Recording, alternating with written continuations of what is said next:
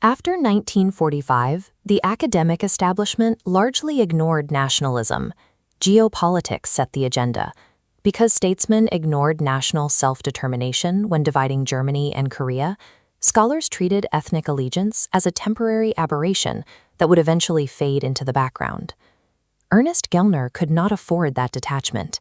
Born into a bilingual Jewish-Czech household, he witnessed the destruction of the multinational Prague he loved, followed by the mass expulsion of the Sudeten Germans. In mid-century Central Europe, survival required changing one's language or community allegiance. This environment shaped Gellner's core thesis. Individuals are forced to seek protection under a political roof that matches their culture. This lived experience led to a total structural shift in social science. In Gellner's view, the nation does not awaken and demand a state. Instead, the machinery of nationalism careers the nation. This leaves us with a central tension. Is nationalism an inevitable, mechanical byproduct of modernization, or is it a reaction to specific political oppression? To pressure test Gellner's model, we turn to The State of the Nation, edited by John A. Hall. The text uses historical sociology to deconstruct his framework across three axes: primordialism, rational choice, and state-centric action, advanced by scholars like Hruck, Nairn, Leighton, and Mosellus. To see what remains relevant in Gellner's philosophy, we have to build his theoretical machine from the ground up. Gellner starts with a functional requirement of industrial society. Agrarian economies relied on isolated, static communities. Continuous economic growth, however, requires a highly mobile, literate, and interchangeable workforce. Imagine agrarian society as scattered, isolated pillars with local dialects. Industrialism levels those into a mobile network, requiring a high idiom. The bureaucracy must operate using a single state-enforced culture where everyone reads the same manuals. This creates severe friction for anyone outside that dominant culture. When a minority worker interacts with this standardized bureaucracy, they face constant miscommunication and secondary status. Gellner identifies this daily friction as humiliation. This leads to his ultimate conclusion. Nationalism is the political drive to secure a political roof over one's own culture, escaping systemic bureaucratic friction. Critics identify an immediate flaw in this engine: the functionalist fallacy.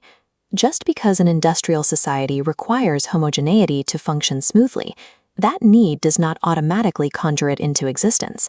While Gellner relies on macro-level economic assumptions, David Leighton counters with a micro-level rational choice model. He argues individuals are driven toward nationalism by three variables: material self-interest, heavy in-group social pressure, and the larger society's receptiveness to their inclusion. When applied to real-world data, these variables explain dynamics Gellner misses. In the Baltics, Estonians generated state loyalty among Russian populations by welcoming those who learned the language, instead of forced assimilation. Gellner defended his theory as strictly causal. He argued the intense stress of a modern division of labor forces populations to adapt, and that adaptation frequently takes the form of nationalist politics. Gellner identified the macro-environmental pressure, but Leighton and Mosellus proved that historical agency and calculated individual choices dictate the actual outcome. There is a significant blind spot in Gellner's model: the dismissal of state oppression. He viewed it as a byproduct of bureaucratization rather than an independent cause of nationalism. Mark Beisinger proposes a state-centric framework. Nationalist movements are not economic inevitabilities, they are reactions to central state actions. This aligns with the Tocqueville effect. Mobilization explodes when political openness is met with a sudden reimposition of harsh rule. We see this dynamic in the late Soviet intervention in Georgia. The state's violent repression after liberalization acted as a catalyst, transforming grievances into a demand for total independence. A state doesn't need to be violent to trigger a reaction. In Scotland, decades of centralized governance by a party lacking local support sparked a powerful resurgence of liberal nationalism. Nationalism acts as a quest for political dignity, fueled by state coercion rather than the pragmatic requirements of a bureaucratic idiom. If nationalism is strictly a vehicle for modernization, we are left with a problem posed by Tom Nairn. Why do so many nationalist movements become viciously anti-modern?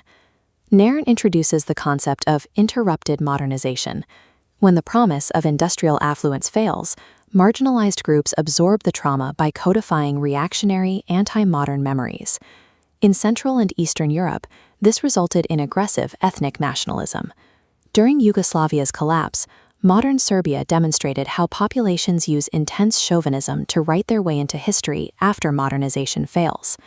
This reactionary chauvinism contrasts sharply with progressive movements.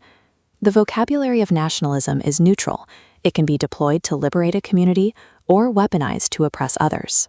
Trauma and failure in the economic transition dictate whether a movement becomes progressive or violently chauvinistic.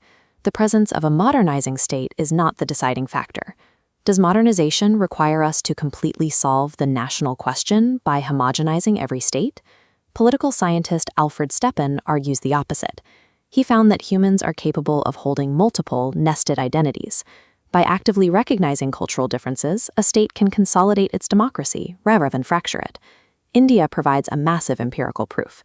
Its implementation of a three-language regime demonstrates that a state can successfully industrialize and govern without enforcing the strict monolithic homogeneity Gellner predicted.